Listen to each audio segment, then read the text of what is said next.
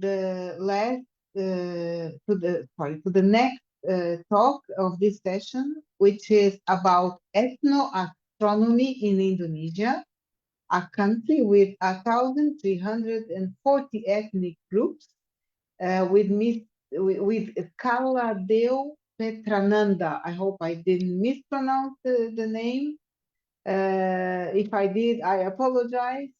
And I give you the floor, and I will let you know when you are approaching the end of your time. Okay? Thank you for joining us. You're mute. Now. Okay. Does my voice clear? Yes, now it is. Okay. And I'll restart now. Okay. Perfect. Okay. Good afternoon, sir and madam, and good evening from my country, Indonesia. I'm Kaladio Perananda, or you can call me just Petra, and I am now 17 years old. And nice to meet you again in today's GHOU 2024. Okay, so today I want to share the insights that I found when learning astronomy, especially Indonesian astronomy.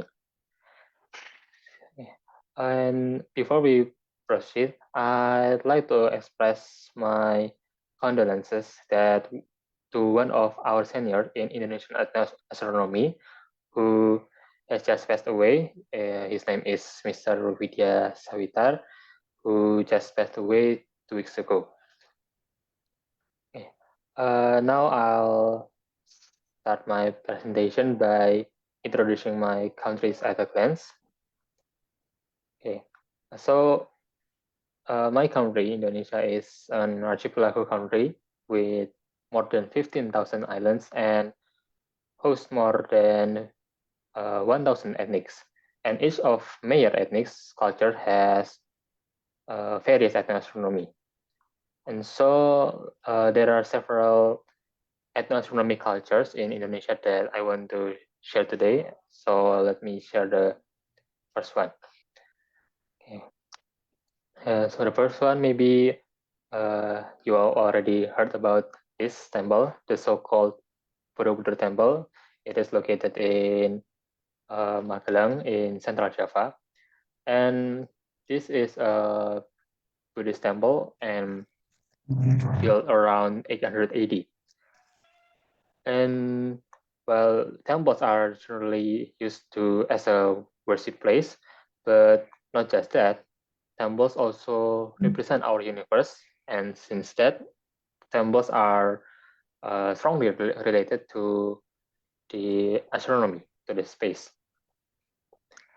So for this particular temple, it used to be one of the 7 wonders of the world too, and it's really big. You can say it. It's wide about 200, 500 meters square and a height approximately 35 meters tall. And several correlations about this temple to astronomy is the first one. It has 4 main entrances, and all of its entrances are oriented exactly to the cardinal direction, so to the north, to the south, and to other cardinal directions. And Borobudur itself has many stupas, as you can see here, with its main stupas is on the top, the biggest one. And the shadow of the main stupas formed by sunlight is hypothesized to cast a certain shadow patterns on the certain stupas below it. So it may resembles a giant sundial. Okay. So this is for the Borobudur temple, and for the next one is the calendar, which is called Pranata Mangsa calendar, or in Japanese is meaning seasonal provisions. So this calendar is used to study natural conditions, weather and nature science, and events related to astronomy, such as the sun's positions. And this calendar is used in agricultural activities, including in fishing activities too.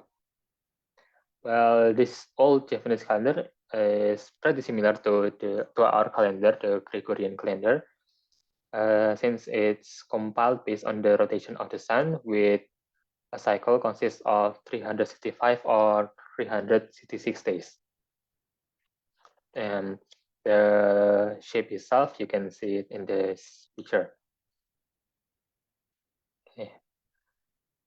And the next one is still about calendar, a Baduy tribe agricultural calendar. So Baduy is also in Java, or if you want to see the exact position, you can see it in the map in the below left side.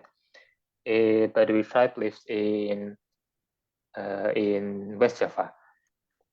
So this calendar is still related to the Pranata Bangsa, to the previous calendar, since Baduy people maintain this Pranata Bangsa, and they made it their own calendar, which is used to help them to about the rice farming cycle.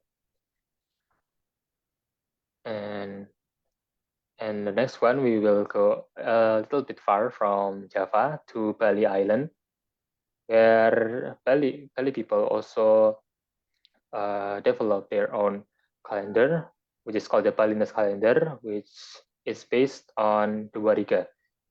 Wariga itself is a traditional Balinese calendar system, which is used especially in determining good and bad days. For example, in order to start a job, when is the days to start a job, and this calendar is used to determine is that day is a good or bad days to start it. This calendar is pretty unique since it is a combination of 3 different calendars: our Gregorian calendar, the Balinese Saka calendar, and the so-called Tika calendar. And it's not really different from our calendar too. With one day is 24 hours, and 1 week is 7 days, which is called Saptawara. And 1 month consists of 5 weeks, where the change of months begins after the dark moon or the Tilem. And 1 year also consists of 12 months, where the change occurs on the Saka New Year. And for the last one, we will go back to Java, the Javanese culture, where Javanese people have their own names on the space constellations. And not just constellation, but also space objects. For example, these Crux constellations, well, we might imagine this as a cross, but in Japanese culture, it is called Lintang Gubuk Penceng, where Gubuk means hat and Penceng means crook. So Lintang Gubuk Penceng is a crook hat. And for the next one is about planet, where this is pretty interesting that Venus itself has 2 names in Japanese, which is Lintang Panjerina and Lintang Panjersore, according to when this planet appeared on the sky. Since Venus appeared twice a day in dawn and evening, when it appears on dawn, it is called Lintang Panjerina, while on evening it is called Lintang Panjersore, since sore means evening in English. And the next one is Mars. Mars itself is called Lintang Joko Belek. So Japanese people imagine this planet as a boy who has an eye disease, which his name is conjunctivitis. Well, this is where a human eye turns into red, and so they imagine this as Lintang Joko Belek, where Joko itself is a common name for man in Japanese. And the last one is the Orion constellation. We know that this constellation is famous with its archer, But in Japanese, it is called Lindangwa Luku. So Luku itself is a paddy field cultivating tool, and Japanese people imagine this as that Luku. And this constellation is used as a nature sign to decide when to cultivate crops. For now, these are the 5 cultures I want to share to all of you. However, the main thing I want to emphasize through these 5 ethnoastronomies is that astronomical knowledge like this must continue to be preserved. It is clear that in this modern area, ancient cultures like this are starting to fade. And our task is to remind our current generations of the cultures of our society through the education system.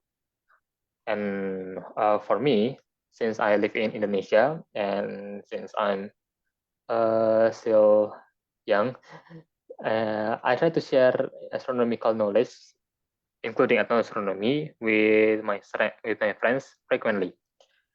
And with that, every week I discuss about astronomy topics with my acquaintance online in an astronomy community that I established 4 years ago when I was 13 years old. Okay. And its name is Alpha Astronomy Club. Well, I used to tell about this community last year on this GHOU 2023. So I'm not going to tell this too deeply. Well, the point is, I still hope that astronomical knowledge can be an essential education for all society in all of the world, including in my country, Indonesia. And that's all from me. If you have any question, please feel free to ask me. And thank you for your attention. Thank you very much. You ended ahead of time, which gave us the opportunity to give the floor for questions. I don't know if people online have any questions. Maybe Gustavo can take a look. Here on the chat, I don't see any question or comment, but I have to say that it's very interesting what you presented, this view of the world in different parts of the world, how things are perceived, how the sky is observed, and yet we all see the same sky. So it's very interesting, this cultural perspective. And I think that understanding this cultural perspective that the ancient people had and some people still have, we perhaps could understand each other better. So how do you harmonize these diverse visions and calendars and everything that you have in Indonesia? Do you see, so how do people react to these different cultural aspects? Is there a convergence about it? Are there discussions? Is this something that people are aware? Okay, thank you for your questions. So, in my country, well, I see that only a few people know about about such kind as astronomy culture, and maybe I'd like to share a little bit uh, about the astronomy education in informal maybe you can say school, where it is also rarely to be teach in like a school or in a university. And I guess it's a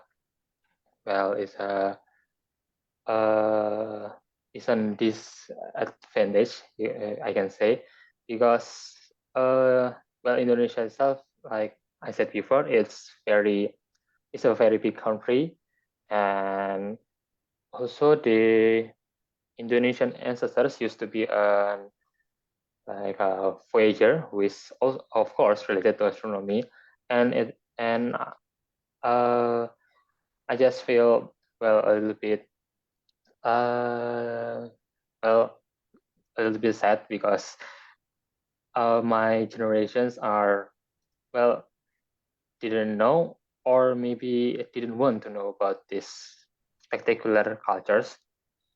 Although there are many, well, there are many morals that we can learn from every every uh, every education systems, including this astronomy. So what was my opinion. Mm, yes, that's just it. Okay. Well, there's a comment here from Aviva. She says, Oh, okay, just a okay. comment.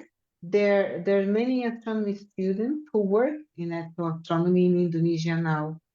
The last one is the space agents and NARI's collaboration. Maybe you are aware of that and you are Oh, collaborating with them. about this direct collaborations. To be honest, I didn't know about this one. Okay. So So I didn't maybe know about this you and one. Aviva can exchange ideas and see how to further collaborate. Seems that you both are doing an outstanding job in your country. That is a very challenging country with that many regions and languages and cultural perspectives.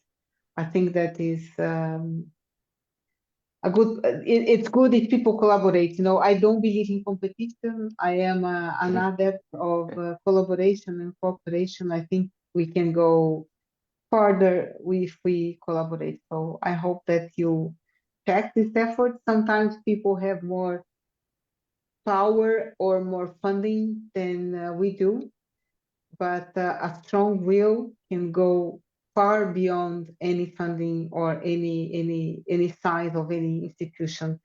So maybe you guys can enrich this powerful efforts with your local and threshold knowledge. So thank you Yes, very much definitely. Thank you, madam. again. And I think still ahead of time, a little bit ahead of time, we can move on to the last presentation for this Yes. before the break. You want Yes, to say yes, please go anything else? ahead. Yeah. Yeah? Okay. So I invite now Atman Desai to talk about international collaboration of the astronomy clubs of India.